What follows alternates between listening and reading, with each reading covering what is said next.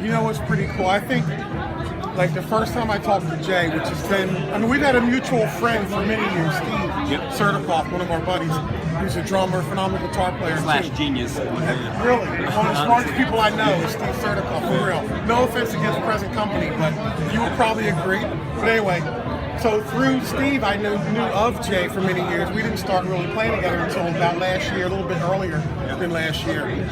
But I remember my conversation with you because I've been pretty consistent with. I like it when people work for other bands and are doing it. Like Al's is on tour professionally with a band and has been for a couple of years now. It's always cool when the players are doing other things because they learn from that and they come back with energy. They see different crowds, different venues, different sound and lighting systems, different chemistry on stage, different kinds of equipment, and like all that coming back to an uncle at the end of the day really. I think it helps us. We have this big toy box of people and things and instruments and songs we like to play. And that it helps when people are out there getting experience all the time. I think I'd be concerned if we weren't busy people, you know? If we were sitting around idle, that's a whole different kind of vibe when people have all the time in the world. But we actually are out there working. Jay does solo stuff, and then comes and plays with us. So it all helps. It's like ongoing research. And hopefully it's fun. Again, like one of my other favorite things is the fact that, I don't know if this is okay to say, but we don't really rehearse. And when you walk into the performance, it's like, go, and that makes it fun. But it always works. And I've been with like I've worked with other bands, and like there'll be rehearsal, and it's fun to have an adventure. That's the bottom line, especially one that always ends up good adventure. It doesn't just crash and burn. It turns into something because people listen to each other. It's all part of the chemistry. It's the same thing. People listen, and it's really fun having that kind of adventure when you get on stage. Yes. It's a very creative experience. I think one of our favorite gigs is when we played at a school in West Philly. I'm not going to say that I teach there because I'm drinking a beer right now. But we played at a certain school in West Philly, correct, John? What do you tell them about that experience? And I didn't show up with a drink either. Even though it was after school hours, there still were youngsters in the building. We did, so there's a friend of ours that teaches at a school nearby, in West Philly. And we did a hallway gig during the open, like the night that they have for the parents to come and meet the teachers. It wasn't conferences, was it? I don't know. It was like conferences or whatever happens the first couple of weeks of school, open house when the parents come in. And it was really, really cool for the music department to have her band actually show up and just perform. And we literally, I spend all this time thinking about set lists.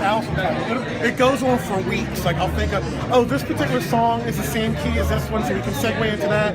We'll have a trumpet player, so we need to put this in here. Well, I know Jay's gonna be. We do all that, and then I show up and literally like throw that into the wind, and we just start. We do anything we want. Well, we did that at the school, and it was really, really. The first word for it was really cute, I think, for the school to have live music, but I think it meant a lot to the parents and students to see and feel and hear real musicians playing real instruments. Because you don't see that so much now. Yeah, real singers. Real singers. Normally you go to a performance and you see like someone singing over their own CD where there's auto-tune or just, it's not a band. And or out their phone. Yeah, and they get that experience, and that's something rare and I think missing. So, yeah.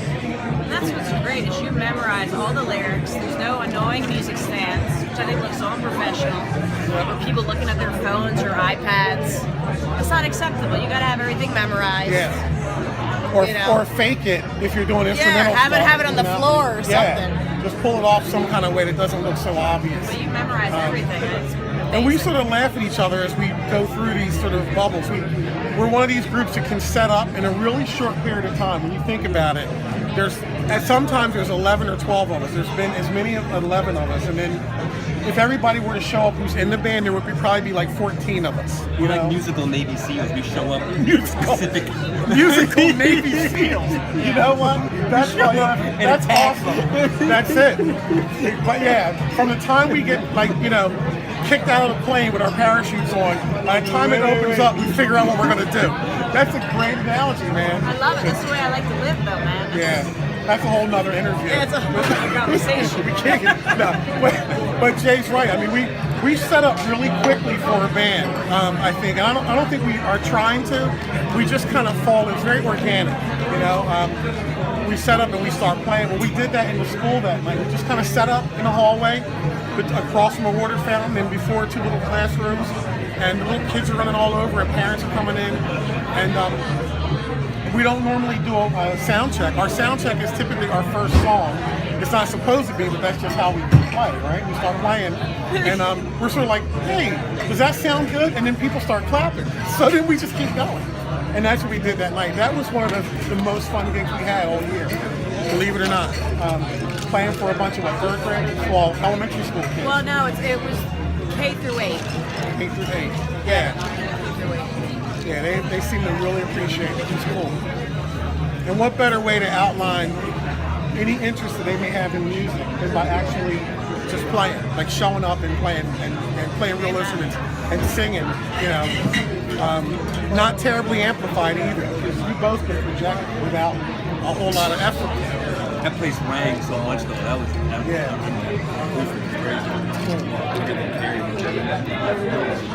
What's wonderful though is that, you know, John, you do all these wonderful non-profit activities, festivals. I think it's great. The non-profit stuff, it means a lot to me personally.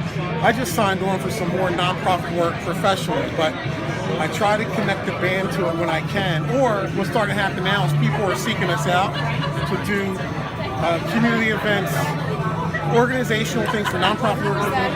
Politician, because that was an awesome gig. Oh, we recently did a cocktail party, a fundraiser for, he's now a state rep, Dwight Evans, who's running for Congress this year, coming up. And you know what's cool is there's a Democratic National Convention coming to Philadelphia this year, and I'm hoping for our cocktail, the cocktail version of Big Uncle, I'm hoping that we work a lot in that circle, you know, for a couple reasons. One is musically, it's really cool. I mean, that's, you know, you can always play great jazz standards or real cool comfort food, R&B stuff. Change is gonna come. Yeah, there's a lot of songs that are real positive for any politician or any political campaign. But also, it's you're more of a peer with the people that hire you for the job because they know you support at least the election process. I'll stay on both sides of the aisle if it means working for us. But Independent. Yeah, we'll do whatever we gotta do. Black man can't vote in this world. I'm playing. What's the point? No, I vote. I vote. Black votes matter. Right. That's so funny. But I ain't vote for this system. Nah, man. This is what we deal with. This is Jay is fine, but at some point he starts unbuttoning. Yeah, exactly. He starts unbuttoning. He comes off as conservative. Don't let him fool you. Oh my God, he's so.